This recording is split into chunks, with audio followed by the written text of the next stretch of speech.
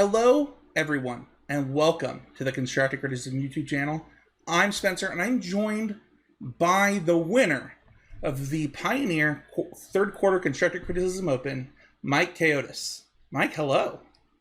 Hello, thank you. Super excited. Yeah, first of all, before we even start, people, I'm well known here in the Utah community for being hashtag Team No Splits, just never split. Yeah. Just like, it was actually it was a conversation that I had years ago with Alexander Hain, when he was the first time he was ever on Constructive Criticism. And I asked him, I said, "Hey man, like I can't win a PTQ. Like, how did you go over the hump from like top hitting every PTQ to winning one?" He goes, "Actually, I had the same problem, and what I did is I just stopped splitting at local events. I just forced myself to just win and to care about the win." So I was like a huge fan when you just immediately, if you don't mind me saying, just messaged me no splits every time. Yeah, absolutely.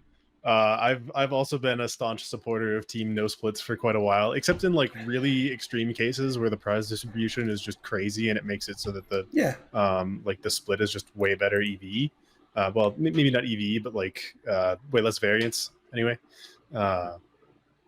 So it's like very rarely will I take a split in top 4 if it's like a nuts prize distribution. But yeah, that's I suppose I'm the Colorado branch of Team No Splits. Oh yeah, let's go. So first of all, this is yours. I can't physically hand it to you over the internet, but Colorado's not that far, so this will go in the mail. And I hope that I hope that you can set it behind you or something. Put it somewhere. No, nice. I will. It can join me on top of the mini fridge back there. Clear some space for it. Well, first of all, Mike, congratulations. You did not lose a match today, and I want to talk to you really quickly about a couple things. One, how did you hear about the event? Two, what made you select your deck in Pioneer? And then kind of 3, how did the event go? We'll start with the first one. How'd you hear about this event? Yeah, I just heard about this event from a friend actually, who I think is a fan of the podcast, and just said like, "Hey, there's this tournament." My friends are all at a modern RCQ right now. I won a Pioneer RCQ a few weeks ago with Mono Green Devotion, very slightly different deck. So I can't play in those anymore. So I was like, I have nothing to do. And my friend was like, "Hey, you should come play in this tournament." So really happy you guys are put this on. It was a really awesome event, and super glad to have gotten the chance to play. Awesome. I'm glad to hear that. I want to thank our sponsor of our podcast, Game Grid, because being able to, when we were switching sponsors, one of the things that was really important to me is like, hey, I want to use sponsorship money to host events. Can you give us $500 a quarter to just guarantee prizes for any size event? And they were like, yeah, they didn't even question me. So awesome. I don't, you're from Colorado. So if you come out to MTG Summit, I highly, that's coming up here in Salt Lake City, I highly recommend checking out our sponsor. But I just huge shout out to them. Like, it was cool to just be able to do that. And then but also before we ask the next question, I also should shout out the patrons of CCMTG who, oh man, I might cry. I just thought it was so cool of them to just be like, hey, even though we already get into this event for free, instead of adding that money to the prize pool, just give it back to people. Let's just make it a free event. And I just thought that was that's cool. so wholesome. Yeah, it was just, I was just like, you guys are the coolest, because I don't know, a huge part of wanting to do these events is just to support the Magic community, and it was really kind of them. So yeah, let's dive in though, because the second question that I had was, how did you what do you think of the Pioneer format? I believe is the second question that I posed. Is that right? I don't even remember now. I have no idea. We're gonna go with that one, because going into this event, there were we just did a pretty in-depth podcast on Pioneer ourselves here on the show, and it seems like there are really spread out opinions of the format. So I'm kind of curious, like, you've already won a Pioneer RCQ. This was a Pioneer event that you didn't play the exact same deck, but pretty close. What is your approach to this format? Yeah, I mean, there's a few things with this format, but it's definitely the format I'm having the most fun with right now. Personally, I think it's really awesome. I think it's in a really healthy place. I think the metagame is still continuing to evolve, and decks are still continuing to evolve. Like with my deck, just now, it's a pretty direct reaction to some of the decks that exist to heavily target mono green. Um, just the ability to pull Fatal Push from the sideboard, which we can talk about more in detail about that later. But for the format as a whole, I've just been having a ton of fun with it. I've been playing online and just really trying out like literally every deck. I'll see a new interesting 5.0 posted and I'll be like, ooh, I'm gonna play that.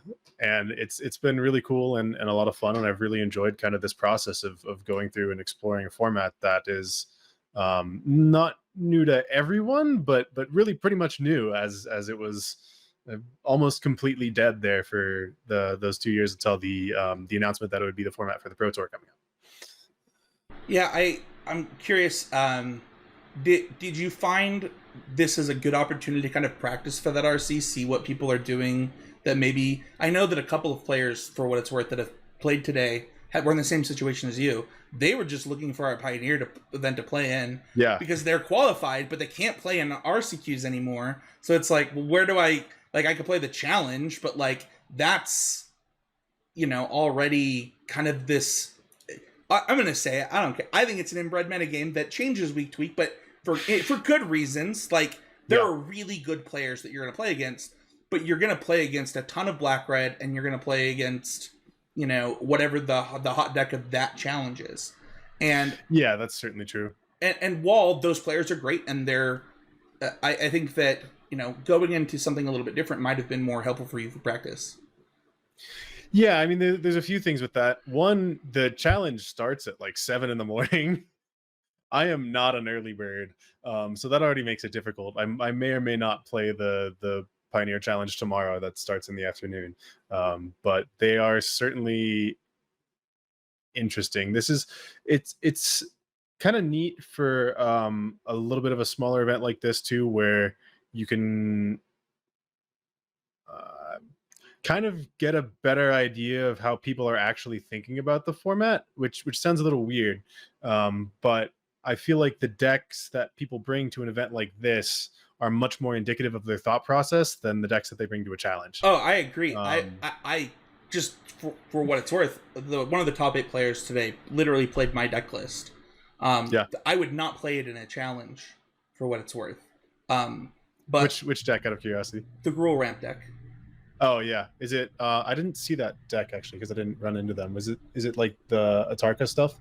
It is pretty different from that deck, but yes. Oh, Ugins, yeah. But the thing is like I would probably play, something along the lines of, Black Red or maybe even Phoenix, on a challenge level.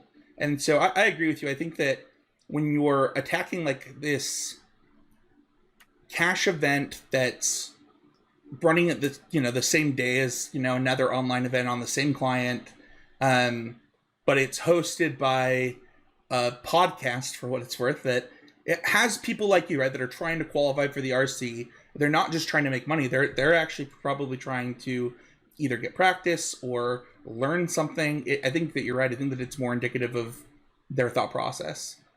Yeah, it's I feel like a lot of the time with the challenge, people just kind of take whatever they feel is the best without thinking in too much in depth about it. They'll just be like, all right, what won last week? Let's play that. And that's kind of a disappointing environment, and that made it like kind of perfect for me to come and try this like slightly off build of Devotion, where I can get, I feel like, a better idea of how it performs. Let's read off your deck and then we can kind of talk about what happened. Sure. So your list, as people can see on screen, is 4 Karn, 3 Kiora, 2 Vraska. 4 Kiora. Oh, it's because of mailing. Sorry. Yeah. It's not your fault. It's 4 Kiora, 2 Vraska, 4 Old Growth Troll, 4 Elvish Mystic, 4 Llanowar Elves, 4 Cavalier, 1 Voyaging Satyr, 4 Oath of Nissa, 4 Wolf Willow Haven, 4 Storm the Festival. Your lands are the 4 Nykthos, 4 Blooming Marsh, 4 Overgrown Tomb, 1 Deseju, 6 Forests, and 2 Lair. Did I get that right? Yep, sounds right. Okay. Melee? Come on. Your sideboard is 4 Push, 1 Needle, 1 Sky Sovereign, 1 God Pharaoh statue, 1 Heart, 1 Tormod's Crypt, 1 Pestilent Cauldron, 1 Grafdigger's Cage, 1 Golos, 1 Meteor Golem, 1 Darksteel Citadel, and 1 the Chain Veil. Yep. Let's talk about it. That Golos is there's not a Cascading Cataracts or World Tree in your deck, man. No, there is not. Well, so in the regular mono green version, where you're not playing all the Blooming Marshes and all 4 Overgrown Tomb, you have exactly 1 Overgrown Tomb, and you don't have the Fatal Pushes. At the very end of the combo, in order to cast the front half of Pestilent Cauldron, you need to make black mana. And so the way you do that is you put 1 singular Overgrown Tomb in your deck. You grab the Golos from your sideboard. It gets the Overgrown Tomb out of your deck, and you use it to make black mana. In this list, that's not supposed to be there. I woke up a little late this morning, was kind of in a rush getting everything together and getting my deck list submitted, and that is supposed to be an Ugin's Nexus, which is a pretty interesting card.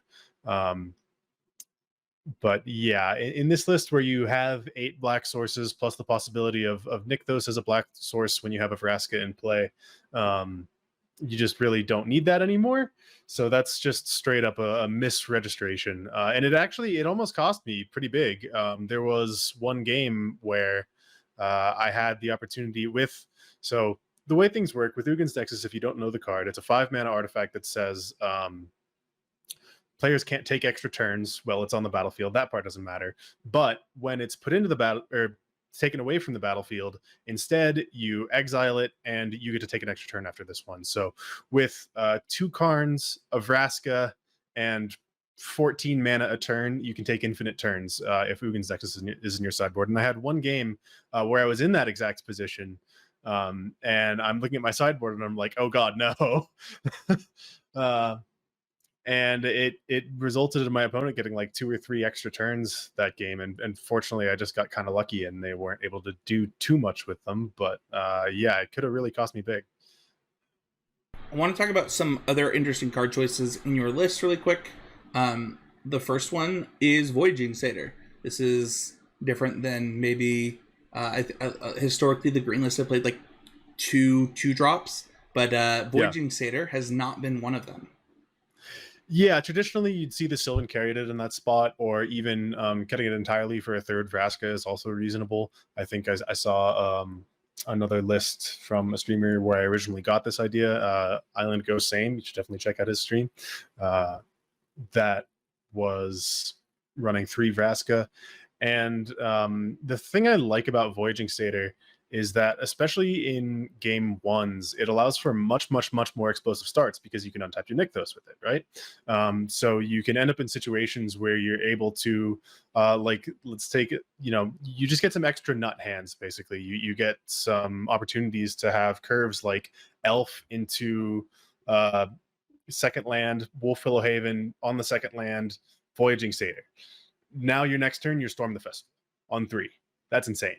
So you can have some really powerful explosive draws with the card that you can't with the Sylvan Caryatid. Sylvan Caryatid certainly better at blocking. It also makes black mana, which can sometimes be relevant if you don't hit one of your black sources. This one hits black mana too.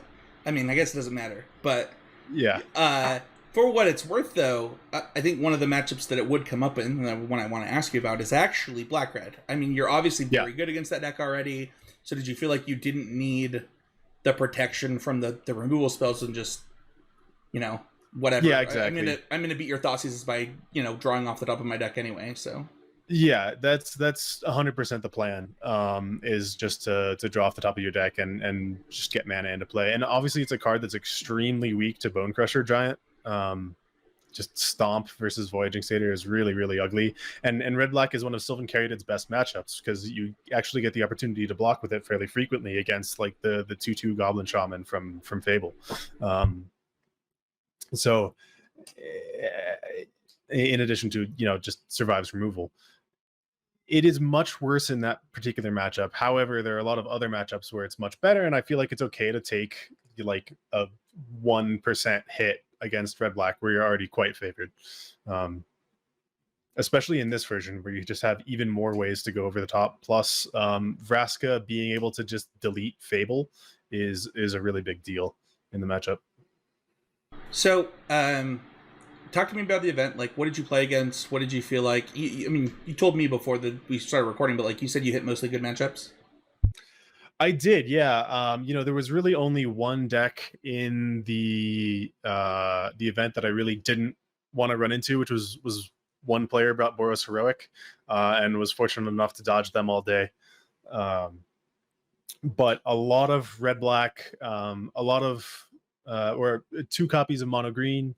I feel like that's also a pretty good matchup. I feel like the version with black is favored in the mirror because you have an additional combo out, as well as just the ability to kill their elves sometimes, which is really powerful, or kill their Wolf Willowhaven with Vraska even. So or their Kiora. Other than that, yeah, or their Kiora, that's a big one too. Yeah, you can kill a lot of things with Vraska. It turns out cards surprisingly good, but I just felt like a lot of the worst matchups for green didn't really show up today, and that made life a lot easier. Yeah, that's totally fair. What do you think we're quite a ways away from the RC.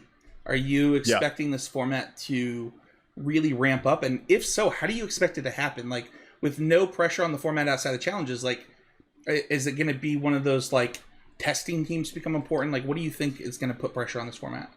Yeah, I think testing teams are going to be really, really critical, especially for the RC, because we're going to have 2 sets between now and then, right? We've got Dominaria United coming out next month, beginning of September. But then also, the Brothers War official release is the weekend of the RC. It's day 1 legality is the first day of the regional championships.